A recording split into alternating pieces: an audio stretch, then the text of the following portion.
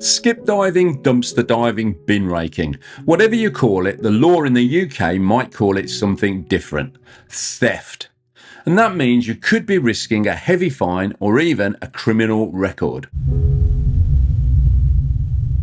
Housekeeping over, let's start with the myth of the free-for-all and get into what the UK courts and statutes really say about skip or dumpster diving. Dumpster diving, skip diving, bin raking, whatever you want to call it, it's all about recovering items from refuse containers and skips for reuse or resale. The appeal is obvious, something for nothing, sustainability and cutting waste. What's not to like, I hear you asking, and more importantly, how can it be illegal? It's just abandoned rubbish. Here's the first UK law truth, and you might find it surprising. Rubbish is not automatically abandoned. Under the Theft Act 1968, theft is defined as dishonestly appropriating property belonging to another with intent to permanently deprive. The critical phrase here is belonging to another. So let's be clear. If the waste is still under the control of an individual, a council, a business, or a waste contractor, it belongs to them, and taking it without consent can satisfy all the elements of the legal definition of theft. So the issue is, most people think if it's in a bin, it's free. Wrong. The courts ruled on this decades ago, and you can still be convicted today. So let's first take a look at the law of theft, and I promise you, to me anyway, this is both highly enlightening and interesting to say the least. We should begin by looking at the case law. First up, Williams versus Phillips, 1957, a case where two dustmen were convicted for taking items from refuse. The court held that the rubbish was meant for the local authority, not abandoned to the public. That principle still stands. What was put in a bin for collection belongs to the council or contractor responsible for the collecting. The second case is R versus Woodman in 1974. In this case, it was ruled that a company still had control over scrap metal on its land, even though it didn't know it was there. Someone took it and the court said that was theft. The lesson? Possession and control matter more than whether the owner values the property. Our third example is Hibbert versus McKiernan from 1948, where a man collected lost golf balls from private land without permission. He argued that they were abandoned. The court held he was trespassing, and because the golf club still had rights over the balls, he could not claim they were abandoned. In other words, the courts have ruled that waste is not automatically abandoned, and at the time of uploading this video, this legal principle still applies today. But I know what you're thinking. What about that everyday situation we've all seen, when people leave items outside their homes or on the pavement hoping someone might take them away for reuse or reselling?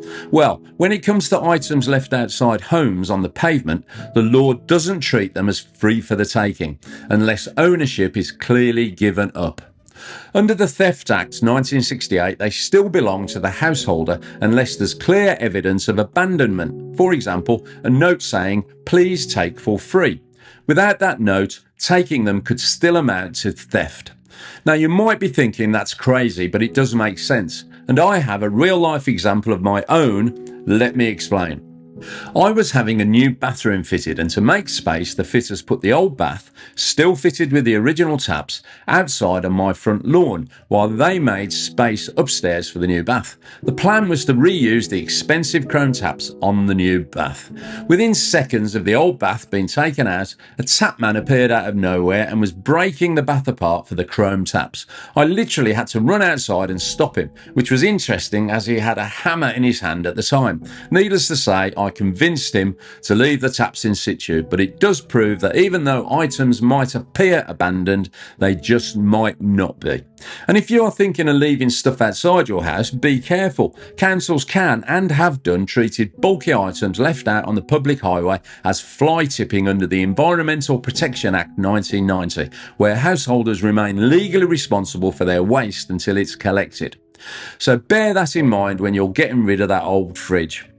As an aside, but still related, scrap dealers, or so-called tap men, who drive around the streets looking for items left out for collection by homeowners, must hold a licence under the Scrap Metal Dealers Act 2013. And while they can legally remove items if the owner has given consent, without that consent, they're also technically at risk of theft charges. It has to be said, though, that in practice, police and councils use their common sense. If it's obviously rubbish and clearly unwanted, legal action is rarely pursued. But if someone helps themselves to valuable property from outside a home without permission, it could obviously lead to theft charges. So the pattern is clear, and this is vital for any of you out there in the UK considering skip or dumpster diving. In the bin or left outside a property does not mean abandoned property. Unless you have express written consent to remove or take the property, you're exposing yourself to charges of theft. However, as I've hinted at, I do have some good news for you. One signed permission slip from the bin or skip owner flips the entire legal analysis. No permission slip, then you're gambling with a criminal record. So the moral of the story is, get a permission slip before you go diving. But as ever, there's more to it than that. A lot more, in fact. And you really do need to get your head round it if you're ever tempted to grab something out of a skip or a bin. The next two factors you have to consider are trespass and the powers that councils have. In other words, the significance of the land you or the skip or bin is standing on. And what do I mean by that? Well, in England and Wales, trespass is usually a civil wrong, not a crime. But don't be fooled. If you enter land without permission and disrupt or obstruct lawful activities, it can become aggravated trespass, which is a criminal offence under Section 68 of the Criminal Justice and Public Order Act 1994.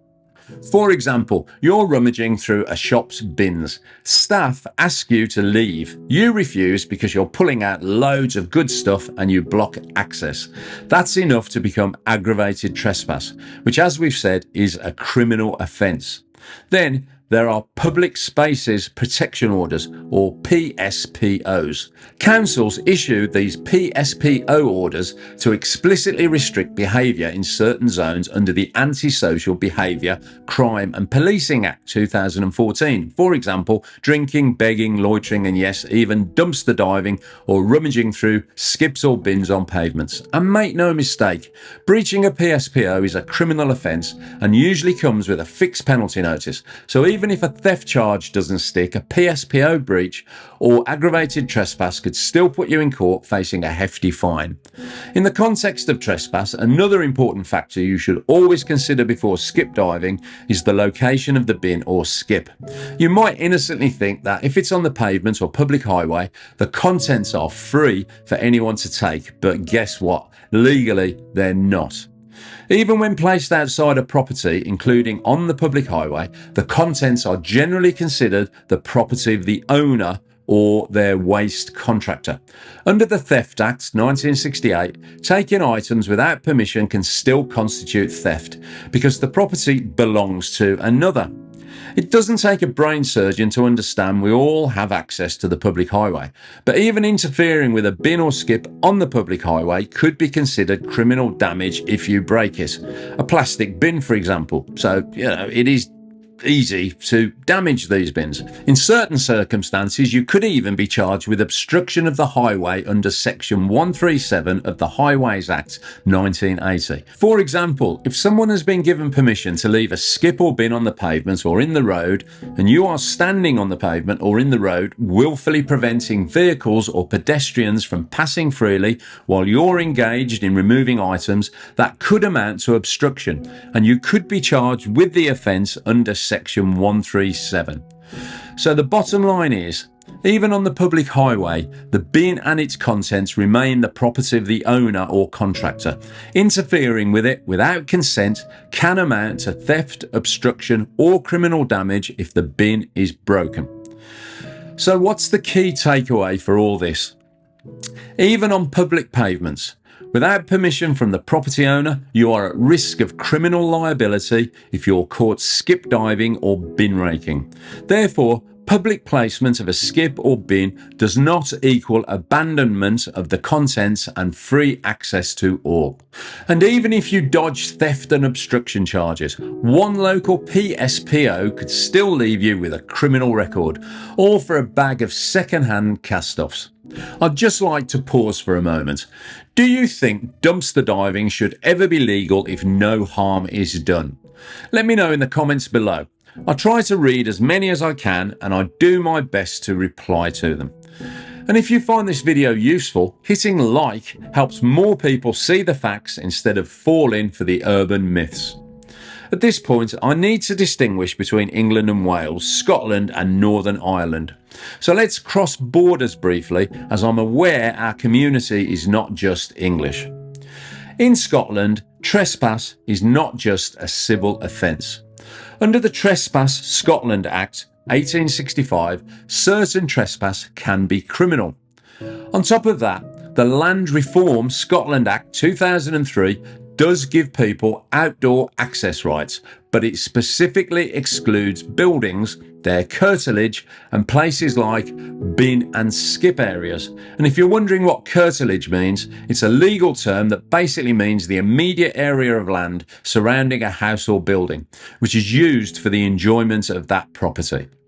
So, in Scotland, this means you can't rely on access rights to justify bin diving.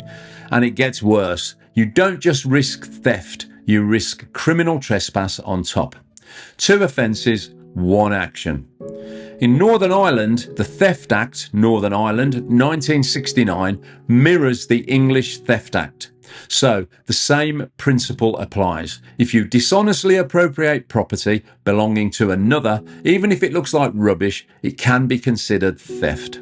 In the next part of this video, we consider an area of the law that might not have even crossed your mind: the hidden trap, data protection. This is yet another UK legal risk that most people overlook: the misuse of personal data.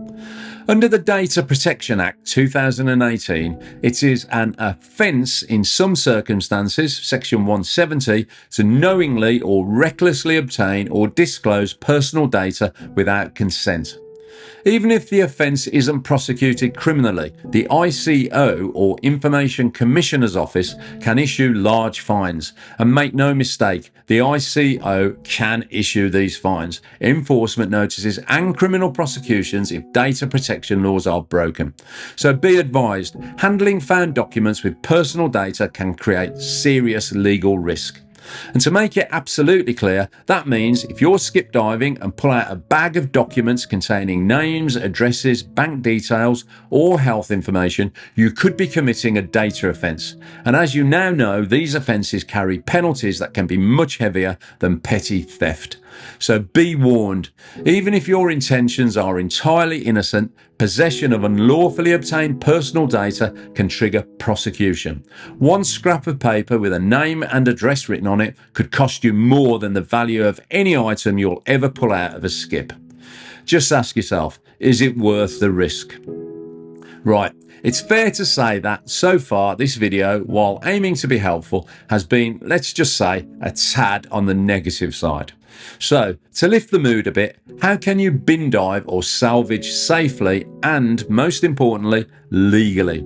Here's my checklist. Number 1, get written permission, ideally signed by the business owner or the waste contractor. Without that, you're always exposed to theft or trespass laws. Number 2, stay off private land unless you're invited or have written permission from the landowner. If challenged, leave immediately. Number 3, before you go out skip diving, check local PSPOs online. Councils do publish them. If skip diving or bin raking is banned, guess what? Don't risk it. Number 4, never ever take documents containing personal data. Walk away from paperwork every time, without fail. Number 5. Stating the obvious, don't damage containers or fences. That creates a risk of exposing yourself to criminal damage, and with CCTV everywhere, you might not be as anonymous as you think. Number 6. In Scotland, assume no means no. Access rights don't cover bins or skips by buildings. Follow these rules and you massively reduce your exposure. So, in conclusion, dumpster diving in the UK is definitely not a free pass or a free-for-all. Without consent, the law treats it as theft. On private land, it can also be considered as trespass, so civil and/or criminal offences. In some areas, PSPOs make it outright illegal. And if you grab personal data, you step into the scary world of data protection offences, and the consequences can be dire and expensive. So, if you're dead set on dumpster or skip diving, value reuse and recycling, just do it right. You should ask permission, get that permission in writing, and respect the ground rules and any staff issuing instructions in the vicinity. Because we all agree that saving waste and recycling is smart, ecological and ethical, but ending up with a conviction or fine isn't. So now you know where the legal lines are drawn. Without explicit permission, dumpster diving or bin raking can be legally interpreted as theft or trespass. And the choice on which side of the law you stand is yours.